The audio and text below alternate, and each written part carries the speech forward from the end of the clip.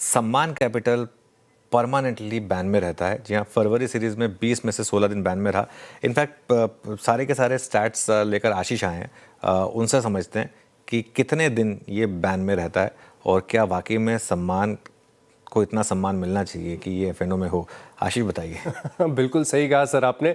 रोज F&O की list देखते हैं और लंबे समय से देख रहे हैं, एक ही नाम नजर आएगा, सम्मान कैपिटल का। अच्छा, पहले भी मैं काफ़ी ट्रैकिंग करता था इस बैन लिस्ट की, और तभी भी आप देखें तो बड़े डाइवर्स नाम होते थे, लेकिन अब ऐसा लग रहा है ये जो बैन लिस्ट का फीचर है ये सिर्फ और सिर्फ एक्सक्लूसिवली सम्मान कैपिटल के लिए रह गया।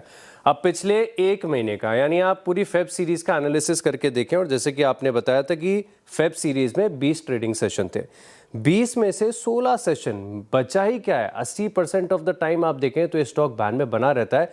अब स्टॉक अगर एफएनओ बैन में है तो नई पोजीशन एंटर नहीं की जा सकती है, तो ऐसे में फ़ायदा ही क्या एफएनओ में रहने का।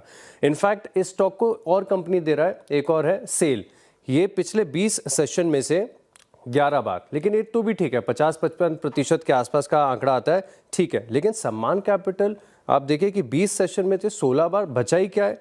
अब इसके अलावा अगर आप देखें तो अभी मार्च सीरीज़ की मैच शुरुआत हुई है, 6 सेशन हुए हैं, 6 में से 4 दिन तो ये ऑलरेडी बैन में रहा है, तो समझ में नहीं आता कि दरअसल क्या है। अब एक्सचेंजेस की तरफ से आप देखें तो एक लिस्ट और अपलोड की जाती है कि जिसमें पता चलता है कि टॉप क्लाइंट्स कितने स्टॉक्स को कॉर्नर करके बैठे हुए हैं, कौन कौन से स्टॉक्स में कितनी पोजीशन है।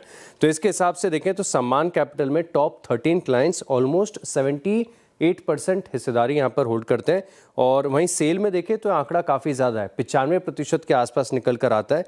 लेकिन अब बड़ा सवाल यही है कि अगर इसको most of the times FNO ban में ही रहना है तो वायदा बाजार में इंक्लूडेड रह के क्या ही फ़ायदा है। नहीं, बहुत सही बात कही आपने, और मैं सच बताऊं तो ये एक इशू है जो हमने बार बार रेस किया है।